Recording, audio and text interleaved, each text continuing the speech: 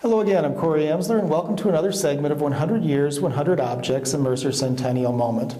In the museum's collection are hundreds of cast iron plates, like this one, once the components of early heating stoves, put together in 5, 6, or 10 plate configurations. The imagery on the earliest stoves tends to be pictorial, often scenes from the Bible, for example. Other stoves, some patterns were derived from sources like popular fables or folk tales of the era. Most were inspired by prints seen and adapted by the carvers who produced the wooden patterns from which the stove plates were cast.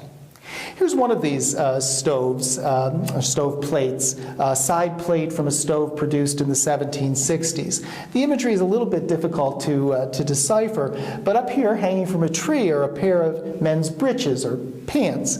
And down here at right are a group of women who seem to be ringing bells or otherwise demonstrating, trying to call down and take possession of the breeches.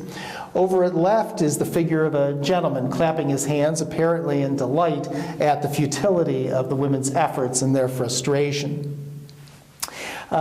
Breeches, traditionally a man's garment, were a symbol, have long been a symbol of male domestic authority.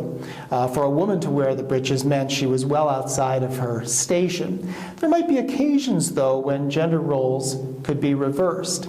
In fact, a couplet of a rhyme from an Elizabethan play, The Maid's Metamorphosis, suggests that in leap years, women might wear the breeches.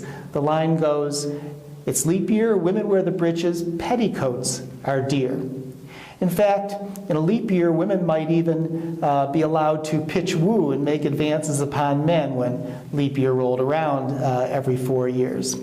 Though there's no date on this plate, it was part of a stove, the front plate of which bears the date 1768, which was in fact a leap year, just like 2016.